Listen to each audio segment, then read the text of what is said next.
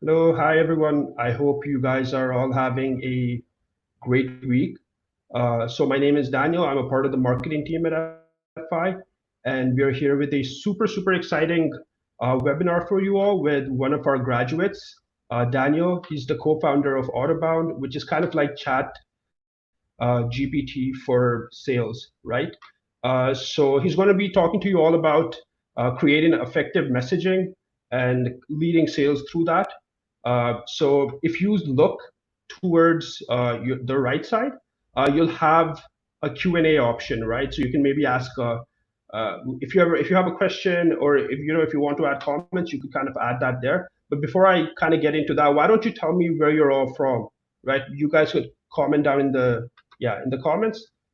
We have people coming in from Helsinki. We have people coming in from Vancouver, awesome, Canada, Bulgaria, Arizona, Dubai, Montreal. A lot of people from Canada, Austin, awesome, Houston as well, Texas, yeah, Costa Rica, awesome, awesome. So yeah, so we have a pretty international audience here. So we have a very exciting session planned, right? So before we really get into it, Akshay, why don't you bring Daniel on stage? I'll share a poll with you, right? So we kind of want to know how you go about messaging when it comes to sales, right?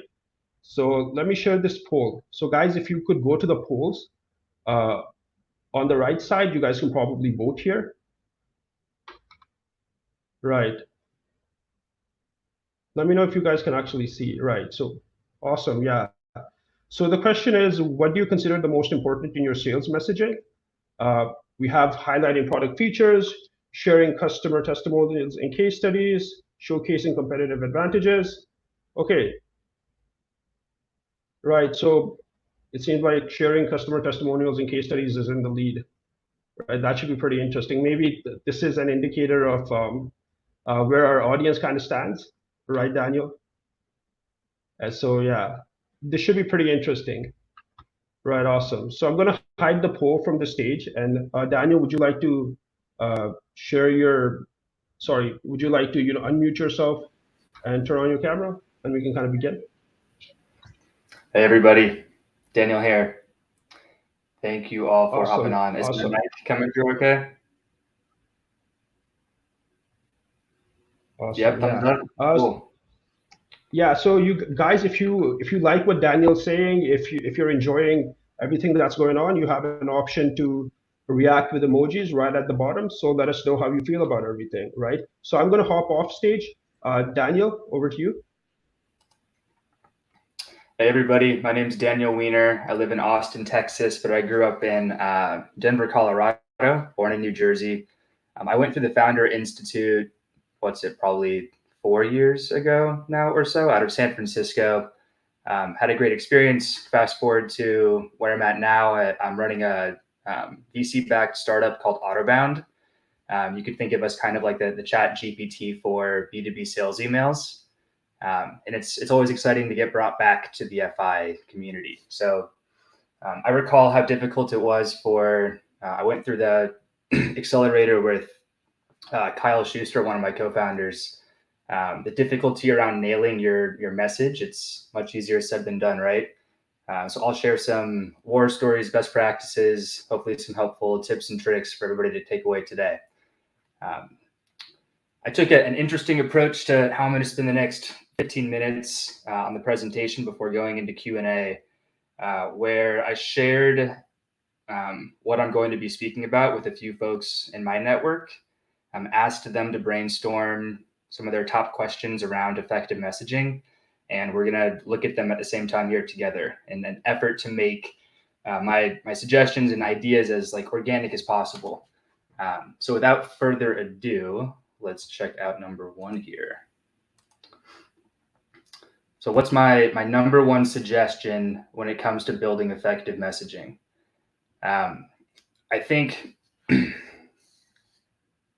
and to preface, I'm going to be making these suggestions in the realm of assuming you've already figured out to some extent who your ICP is, who your buyer profile is.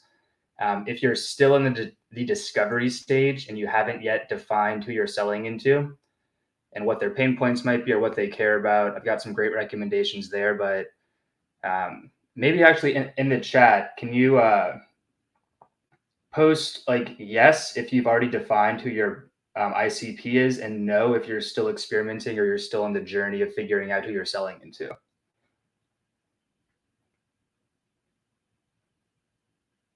Okay, cool. See a good amount of yeses, yes but close, some nos.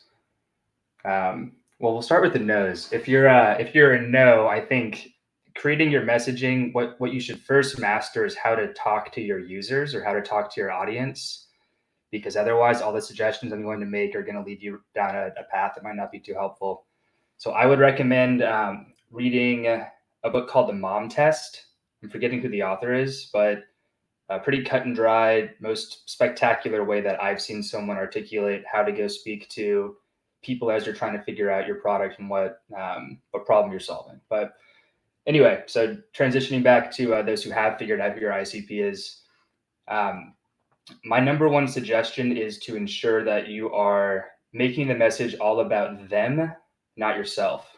I've seen countless founders make this mistake in my inbox. I probably get 1,000 emails like this a month, where it's people just spewing like, hi, my name is Daniel. I started this company called Autobound, and here's how we can help you. And in reality, like that's not effective whatsoever. Flip the table and look at it from the lens of like if your message hits somebody's inbox, what's 1,000 reasons they're not going to want to read it? So out of the gate, you have to be like relevant and compelling to them, like their pain points, not you or your value prop. Like be hyper focused on the recipient, and that holds true whether it's like your landing page, your cold call script. Yeah, I think like having the mentality of trying to put yourself in the other person's shoes and thinking about all the reasons you'd be disinterested, but what would spark your interest, and like it's all about relevance and making it really specific to them, not yourself. All right, number 2. So what channel do you recommend, be it email, cold calling, LinkedIn? Then there's ads, SMS, the list goes on. I think as you're first establishing your message, people are going to have a lot of different opinions on this, but my recommendation is to do things the not so much fun way, which is go download, get access to like Apollo IO or Zoom Info for contact data, pull a list of 100 people's mobile phone numbers that really tightly match your ICP. You can even verify through most of these like contact data providers. Like check a box to ensure it's been updated in the past 6 months, so you have like the most accurate list of folks to reach out to. I would cold call 100 people. Well, I would first write down what you believe your most compelling, like 2 to 3 sentence pitch is, and be ready for some conversational back and forth. And of course, have like an objective of what you're aiming to do with that meeting. But what you'll learn when you're cold calling is you'll tweak your pitch really freaking quickly, and you'll get really good at it really quickly. It's not simple to do, but I think well, when I say really quickly, if you're totally fresh to cold calling in general, it might take you a little bit of time, but there's no faster way of doing it. Like there's no shorter feedback loop than picking up the phone, calling someone, getting someone live, aiming to start a conversation and like really connect with that pitch that you just spent 20 or 30 minutes beforehand writing down and perfecting. There's no quicker feedback loop to then figuring out like, what can I do better? What's resonating well? There's a lot of effective ways to run like split tests to hone in on like what parts of your message are resonating best. But I would start with cold calling, especially if you're still pretty early on in your journey of establishing your messaging. What's fantastic about email is that, well, what's not good about cold calling and LinkedIn, unless you're using an automation tactic, is they're not too scalable. Whereas there's a bunch of email sequencing or automation tools out there. We're kind of in that domain ourselves as Otterbound. So cold calling to nail your message, and then I would expand to email and LinkedIn as like primary channels as you've figured out who your core ICP is and like what messaging tends to be working well, and then to run split tests from there to see like if I'm talking about certain pain points based on industry, does one land better, and just look at things like open and reply rate as you are figuring that out. Right, let's see. How do you make your email stand out from the noise? Great question. So this kind of ties back to my number one suggestion I was talking about earlier around making it all about them, not yourself. Doing the same thing here, but really focusing that idea on the first 20 words of your message. People say, and I'd argue against this, like it's all about nailing your subject line. Well, go to your inbox. I'm looking at mine here.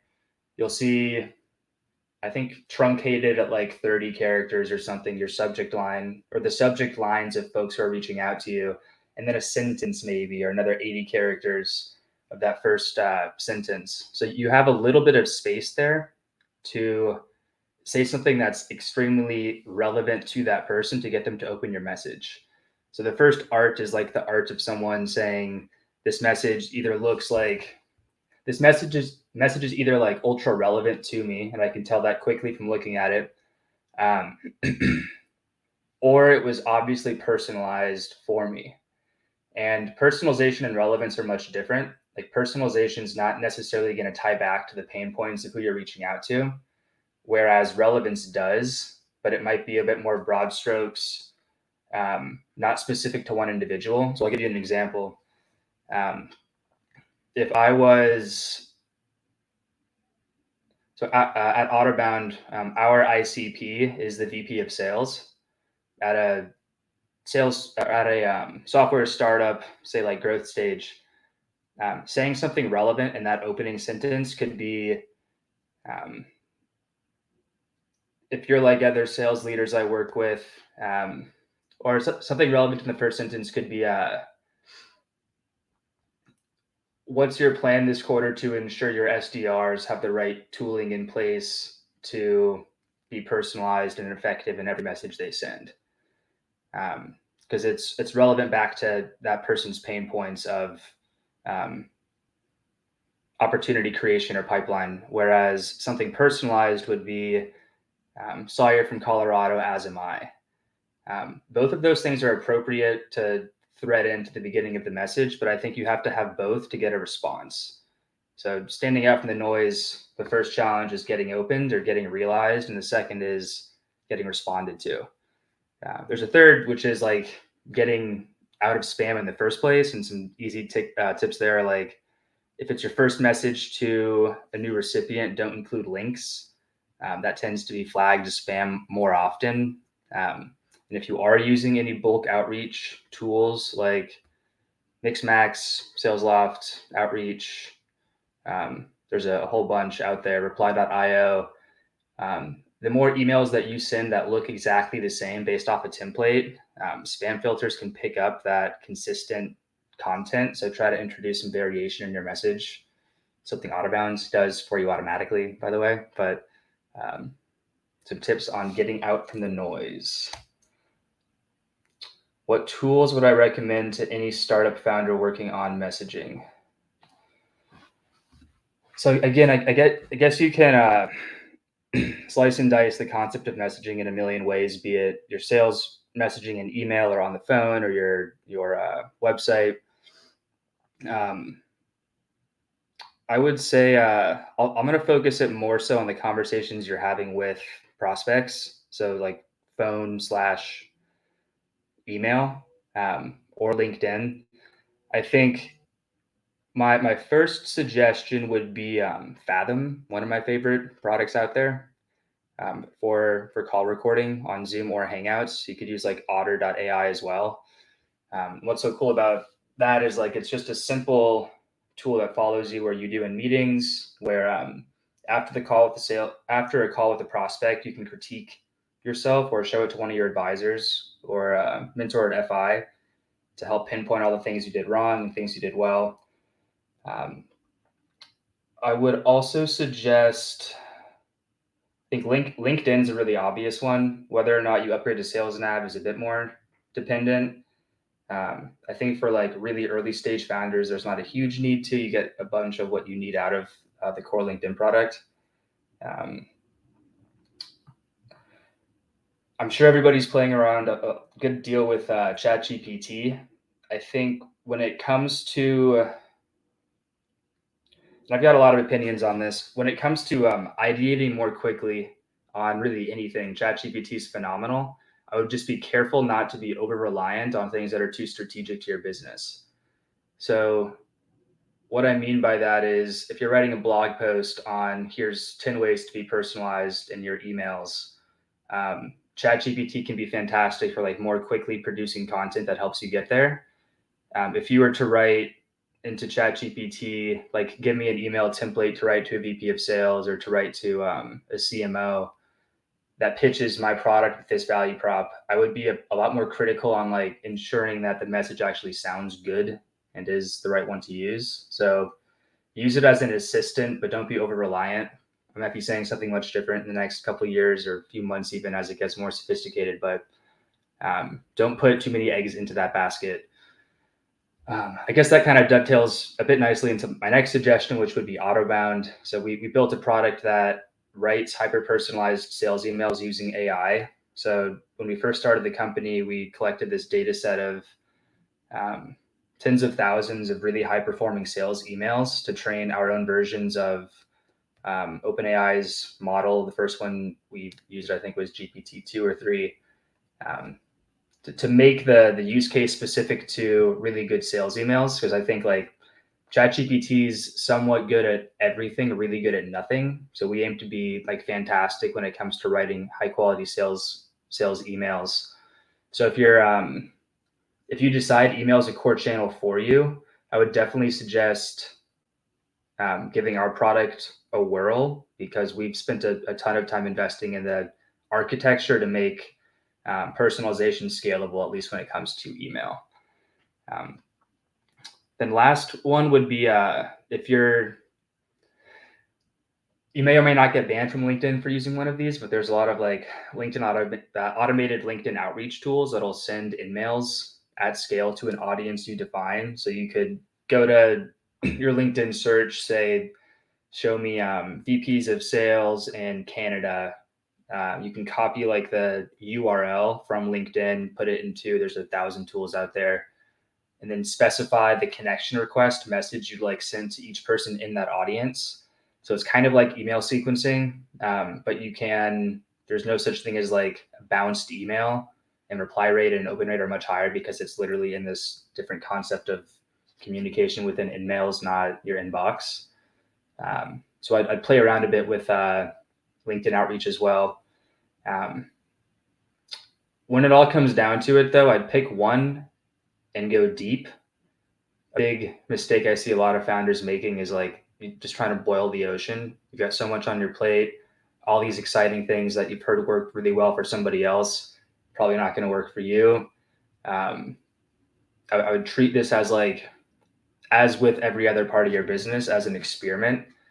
So dedicate some decent effort into different methods, see what works, and iterate and move on from there. But hopefully those ideas are helpful. The main mistakes I see startups make when creating their messaging. Let's see here. I think that going back to what I opened up with, making it too much about yourself, not about the recipient. Like Command F your email before you send the next one and just see how many times you're saying the word I.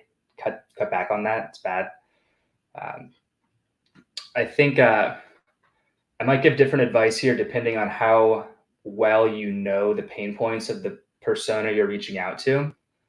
I would arguably say, unless you're a freaking splendid founder, that it's going to be hard to be successful in what you're doing unless you know the problems that you're solving really freaking well.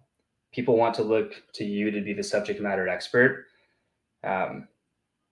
So I think one of the issues that I see founders making here is either going way too far into the weeds way too quickly when hopping on the phone with a prospect, or inside of their emails, they're like 5 paragraphs long, um, or even being like too high level buzzwordy. I think there's a really delicate blend in the middle where you're kind of meeting the other person where they are. And when I say like too high level buzzwordy, it's so if I were to go pitch a sales leader and said Autobound's a software product that helps VPs of sales increase revenue, I'm going to get like laughed out of the room, or I'm going to be ignored is what'll happen.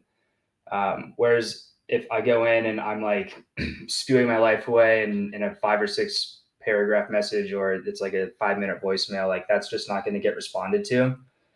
So I think brevity is ultra important, as is like precision with, yeah, I'd say it's like being very brief, precise, and tied to the prospect's pain points.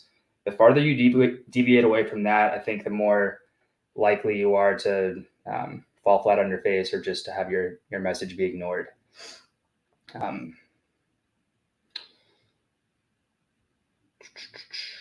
and pick up the phone. So make those 100 cold calls as not fun as it is. You're going to learn a lot in doing that.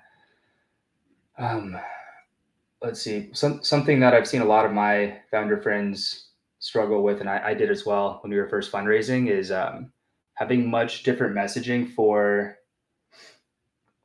investors versus your customer. I think it's important to split those a bit, but um, I've seen founders put like far too much energy into telling investors what they want to hear, instead of focusing on creating a business plan, and like less so even a business plan, just figuring out like how you're going to solve a problem and validating that like people want your solution because it solves that issue. Um, Investor messaging and like getting out of the rut of not having enough money to pay yourself or your team to build enough product, to sell enough product to make enough money, like that is a spiral of death. But I'd really put, I try to be as customer obsessed as possible. It's something we've been focusing a ton on here at Autobound. Next is, how can I use ChatGPT for figuring out my sales messaging? So like I was saying before, I think use it as an assistant. Just be very careful not to let it, be careful to not over rely on the responses ChatGPT is giving for your content. Um,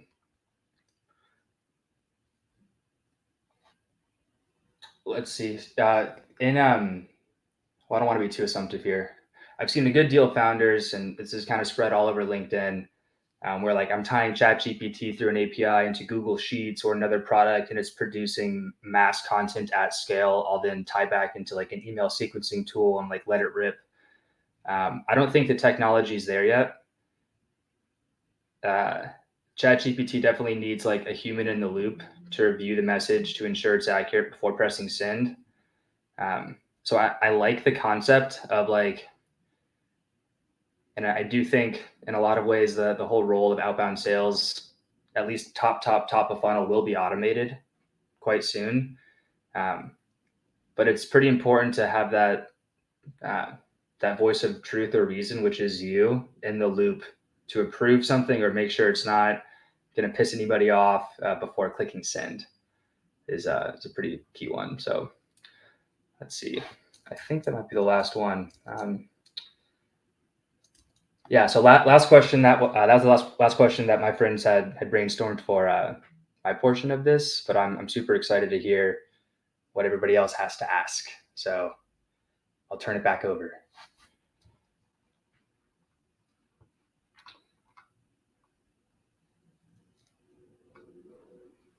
Yeah, thank you, Daniel. That was a super kind of interesting format. We haven't really done that before, where we kind of brainstorm questions and then uh, take it from there. Like oftentimes they're questions that the audience tends to ask. So yeah, we have a couple of questions that we got from our audience. But before we get to that, I have a question as well because for a lot of people, a lot of the people in the audience, we have a lot of early stage founders with us, right? And what most people might not know is that Autobound very recently raised a round, right? So one of the things that you talked about was uh, the messaging when it comes to investors and when it comes to business prospects, right? So my question is, right, how do you kind of prepare messaging where you're able to kind of communicate what you offer as a startup to an investor, but also at the same time cater to what they're looking for, right? What's the right balance? What would you say?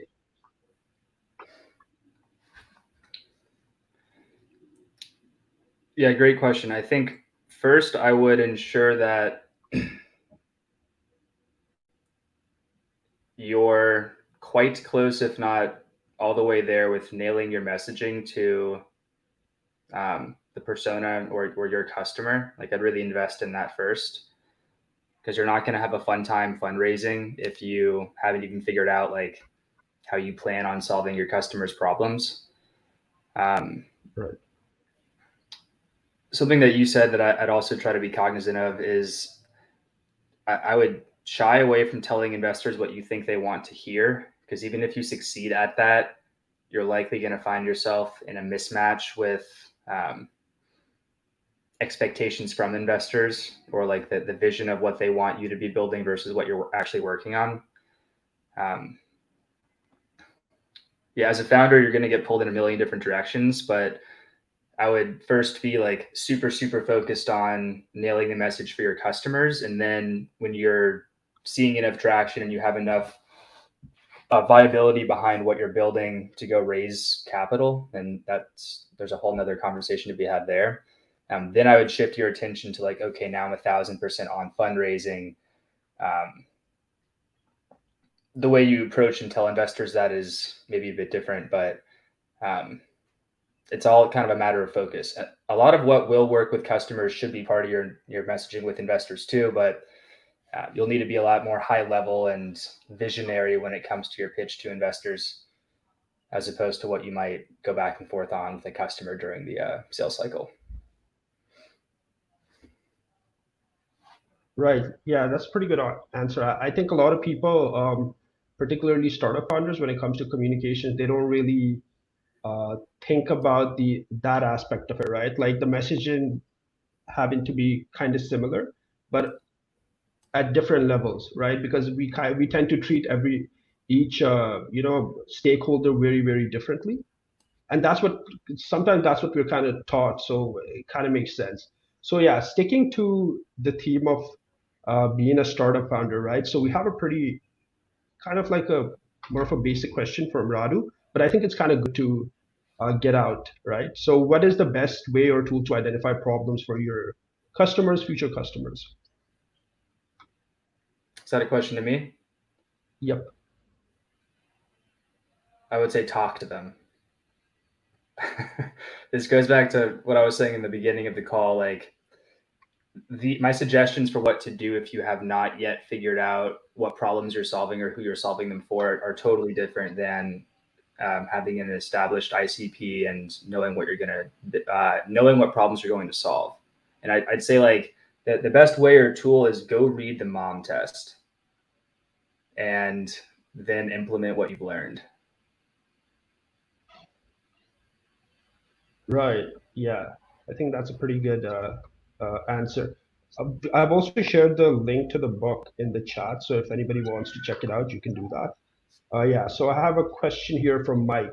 Should the cold calls have an actual pitch or just try to get them to book a discovery call? You'll likely need to pitch somebody in some way, shape, or form for them to have enough interest to want to take a discovery call. I think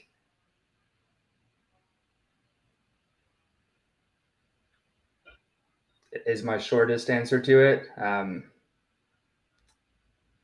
My recommendation, like general cold call format, is you want to establish some credibility by letting the person on the other end know what you're doing or like how it's helping other people out.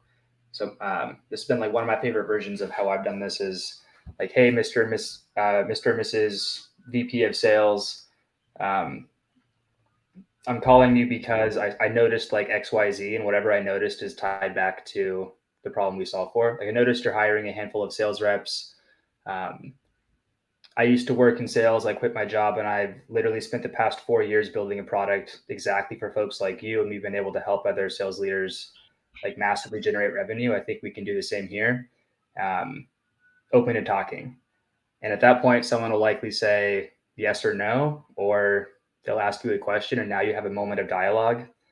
Um, you need to define like how much you need to hear back in terms of like qualifying that person before setting up a next call. Like if they said, yeah, you know what, like super interesting, we just laid off half of our team, or we just laid off our entire team, we have no budget, but I'd love to talk. I can set up a call to learn more and like take that person's time, but that's not going to lead to a sale. So depending on how kind of where you are in your company, it could be helpful to get additional feedback. But I would argue you need to spend your time with people who are actually gonna who might actually buy. So once you've established enough interest, I think some level of qualifying is important. Um, so they might answer like, oh yeah, that's cool. Like I am hiring a handful of sales reps. How can you help? Uh, I get that already kind of communicates some interest in this issue, but uh, like sales 101, the way I was trained back at Oracle was you're aiming to qualify two of the four of BANT, and BANT is budget, authority, need, and a timeline. So do they have budget for the problem you're solving? Do they have the authority of giving you that budget? Um, Need, is there a recognized pain point or need to solve it? And timeline, is this deal going to potentially close in the next like 6 or 9 months? Um, I would go for like at least one. You need at least the need in that first call. And before you're spending too much time with the prospect on like call 2 or 3, I would ensure you have at least 2 of those. There's a million frameworks. Someone just posted about spin selling. That's great. Medic is another good one as well. Um, don't beat yourself up too much over which you choose. I think any of them will work. It's mostly on you to have enough conversations to figure out how to tweak your pitch and make it happen. Right. So yeah, that was a pretty in-depth answer. I hope that helps, Mike. All right. So next up, we have a question from Ahan. How do you scale personalized outreach? Do you recommend using any automation product? Great question. I would recommend using Autobound for scaling personalized email outreach. You can sign up at www.autobound.ai/sign up free in chat. That is my number one recommendation. Free to use. We'll have a paid version launched in the next uh, few weeks, but we're always going to have a free tier. So give it a shot.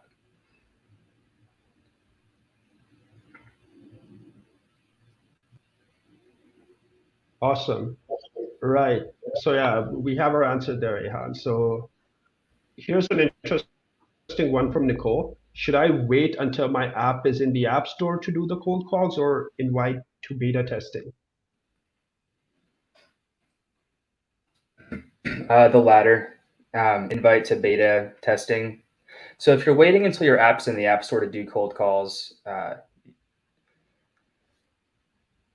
Nicole, maybe you're on here now. Do you already have people who you are like damn confident are going to use your product once it's launched?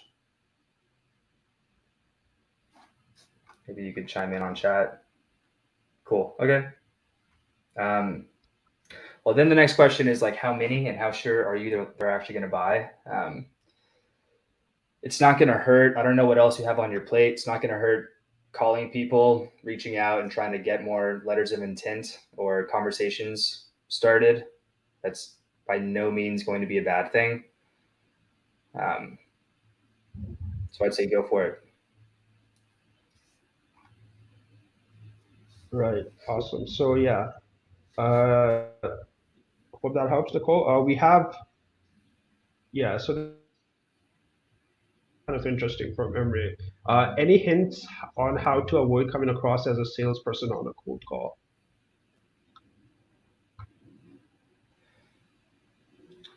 I don't. You're not going to be able to.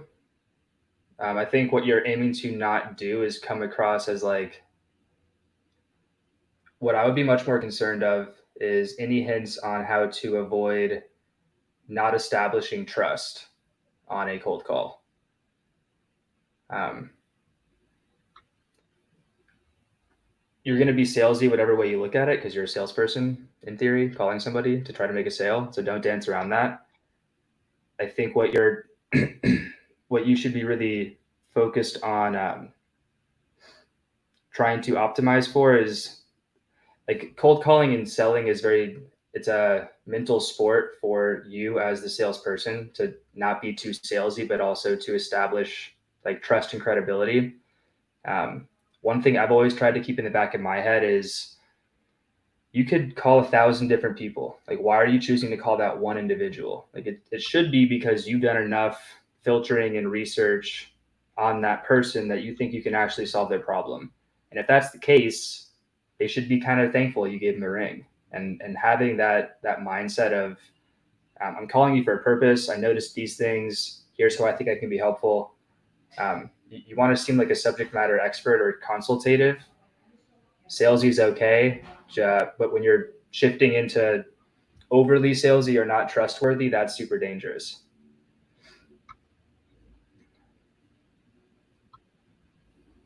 Right. Awesome. So yeah, so here's okay. So you did briefly talk about Chat GPT, and I think one of the concerns for a lot of people, and Jay kind of like chimes in there as well, is that you might sound like everybody else. So maybe if you could go over the tips that you just kind of shared with us on how, using Chat GPT. Won't Chat GPT make everyone else sound like everyone else in the crowd? What do you have to say? Yeah, one thing ChatGPT is not so great at is adapting to your tone and style and your message, how you pitch, how you sound. Um, my suggestion was not to be over reliant on ChatGPT in the first place when creating your emails specifically. Your website copy is a bit different, and you shouldn't let ChatGPT write your cold call scripts. Um, I think so tweak the email recommendations if you are using ChatGPT for templates that it gives you to make it sound much more like human and informal. I would strive to be like again brief, less than 100 words. Don't use the word I. ChatGPT is not good at those like best practices in email. Um, Products like Autobound and there's a handful of others that are entering the space that write emails with AI. Um, I think we're farther along than most, though I haven't used everyone out there. Like the next wave of um, how these tools are being tweaked or enhanced, one is off of the salesperson's tone and style. So we're actually about to launch something that learns how you write and how you sound, and that's kind of specific and unique to you. So if it weren't for companies like us taking that approach, I think generative AI will kind of become more of a people will sound the same, but I can share at least what we're doing is helping you build in your brand and your voice into the content. Right. But great Awesome. question. So yeah, yeah. So let's do another one last question, and then we'll kind of break into networking. So, folks, if once we're done with this, you'll have the option to go to the networking lounge where you can join a table, speak to each other. The FI team will be there as well. Hopefully, Daniel too. So, yeah, we have this one last question, but I kind of want to tweak it here. So the question is, do you have a draft script to help? Instead, what I want to ask you is, let's assume I'm somebody who's never done, you know, any emails sales through emails, right? This is my first time ever. Like, how do I kind of begin? Like, what's the thought process here for someone who's never done this before?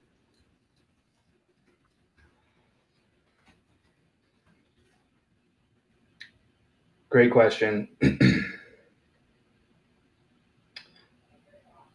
I can give a couple tips and tricks. So this is what I do when I first call someone. The first thing I ask is this Stephanie? And she'll go, yes, who's speaking? And that's your first 15 seconds you just earned. And you should work on like really freaking nailing it. So Stephanie, Daniel here. Um, I noticed something that you could not say unless you spent manual time looking into Stephanie. Uh, Daniel here. Noticed you're hiring a handful of SDRs in your Denver office. I'm running a company called Autobound that helps SDRs write personalized emails with AI. I think we can be pretty helpful here. Can I pick your brain for a few minutes? And that's like that's I think the most important part of your message, where it's like relevance tied back to value prop, um, and then be nice about it. Like I wouldn't be too assumptive saying like, do you have time to speak this Thursday? I might instead say, would love to hear if this is an issue you're having. Are you open to chatting for a few minutes? As your opening. So first perfect that, get some idea of what you'll say next, call 10 people, see what happens, and just start flushing out like different parts of the conversation, how you can be better at responding and asking questions. A lot will sort itself out from your first call to your 100th. Other tips would be once you're more into the conversation, try to refrain from asking yes or no questions. Ask open-ended questions, and stick to trying to maintain credibility. So, like Stephanie, um, I used to work in sales myself for 5 years. Like I know the pain. You've already established like now you know the issues she's dealing with a bit more closely. Um, we're helping other companies just like yours uh, solve for super spammy sounding emails and like low open, low reply rates, missed quota. Um, I guess I would then shift back into a yes or no question. Like, is that an issue you're facing as well? Um, helps build credibility while you're doing some of the qualification. Um, yeah, and then just keep iterating from there. Like you're going to hear like, oh, we already use X, Y, and Z tool, or we don't have any budget. You'll hear these objections. So I would try to also perfect. Like I'd create this document. Here's the 15-second intro blurb. Here's the 20-second thing I tend to say after. I'm going to get asked one of these three questions, and here's my response based off each one. It's this kind of framework. You'll figure it out. You just have to put the time in.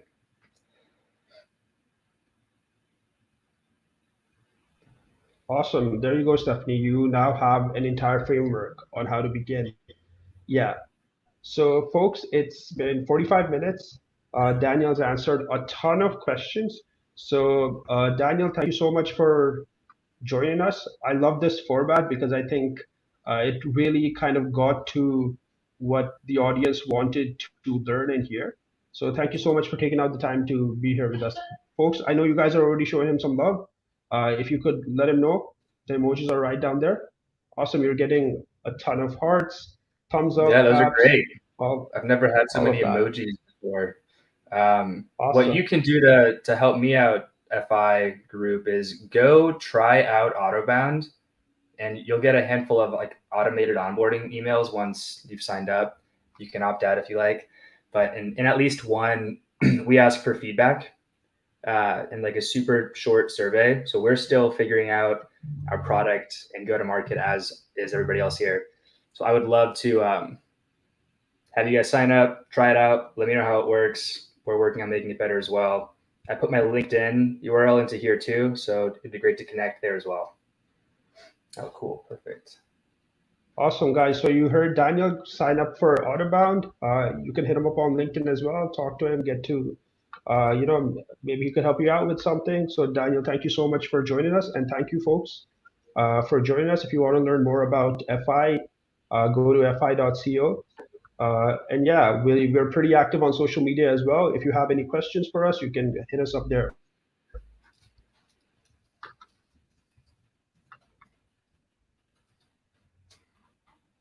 Thanks, everybody.